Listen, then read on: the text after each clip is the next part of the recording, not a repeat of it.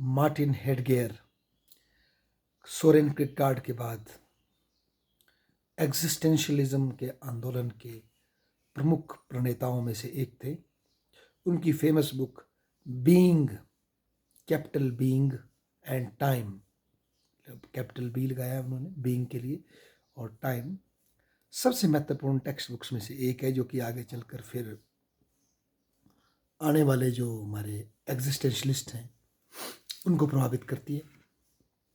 तो कहीं ना कहीं मार्टिन हेडगेयर का वर्क पढ़ना बहुत ज़रूरी है। तो बेसिकली मार्टिन हेडगेयर एक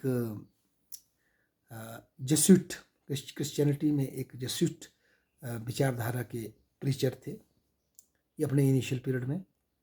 उसके बाद उन्होंने वहाँ से फिलॉसफी में अपना ट्रांजिशन किया और उनके गुरु एडमंड हुर्सेल नाम के व्यक्ति थे, जिन्होंने कि फिनोमेनोलॉजी का कॉन्सेप्ट दिया और ये जो उस टाइम की जो साइको एनालिसिस और इस तरह की जो चल रही थी फिलॉसफीज, उनको क्रिटिसाइज़ किया। रैशनैलिटी वाली बेस्ड फिलॉसफी को एडमंड हुर्सेल ने क्रिटिसाइज़ किया और हमारे हेडगेयर उनसे बहुत प्रभावित थे। कमी सिर्फ ये थी कि वो एक जीव थे और जब हिटलर की उत्पत्ति होती है तो हुर्सेल को उनके पद से हटा दिया गया और फिर उसी पद पर हमारे मार्टिन हेडगेयर चले गए। तो मार्टिन हेडगेयर का कहना यह है कि दो तरह की बीइंग होती है, कैपिटल बीइंग, एक छोटी बीइंग। जिसमें कैपिटल बी है उसका मतलब वो बता रहे हैं हमारा अंतःकरण, हमारी सोल। और जो बीइंग है छोटी, BING, बीइंग का मतलब है जो फिजिकल दुनिया है, जिसको हम इंद्रियों से देख लेते हैं। तो उनका मानना था कि एंशिएंट ग्रीक फिलॉसफी अरिस्टोटल के बाद से डाउन ही चली गई। वो उसने बेसिकली भौतिकता पे ही फोकस कर दिया और आंतरिक अंडरस्टैंडिंग पे वो फोकस नहीं कर सके।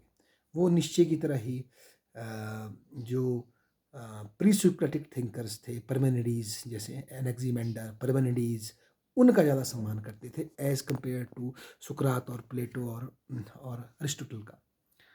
तो उन्होंने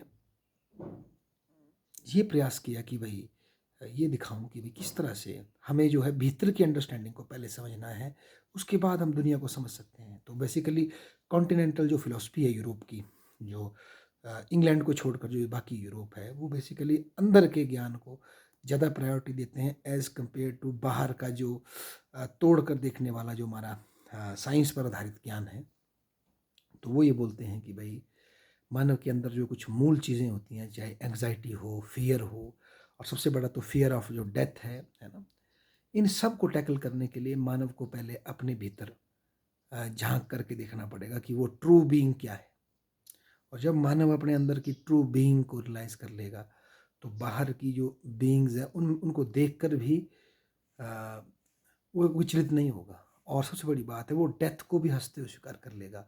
और हेडगेयर ये कहते थे कि डेथ को स्वीकार करने का सबसे अच्छा तरीका है हर वक्त उसको रिकॉग्नाइज करते हुए आगे बढ़ना, जीवन में अपना कर्म करना, पर उसको स्वीकार करते हुए आगे बढ़ना। ऐसा मार्टिन हेडगेयर कहते थे। तब हम सच में ही जीवित होकर रह सकते हैं, ऐसा मार्टिन हेडगेयर का मानना था।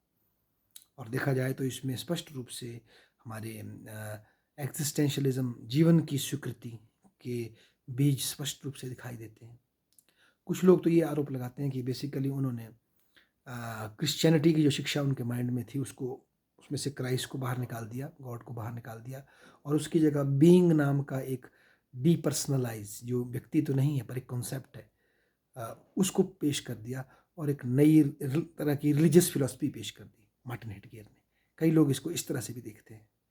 और मार्टिन हेडगेयर की प्रयास था दुनिया के लिए एक ऑन्टोलॉजी का कॉन्सेप्ट तैयार करना कि पूरी दुनिया अस्तित्व में आई कैसे है, एग्जिस्टेंस ऑफ बीइंग को समझने की कोशिश करना, ये सब चीज़ें हैं क्या, इस पर उसका मुख्य प्रयास था मार्टिन हेडगेयर का।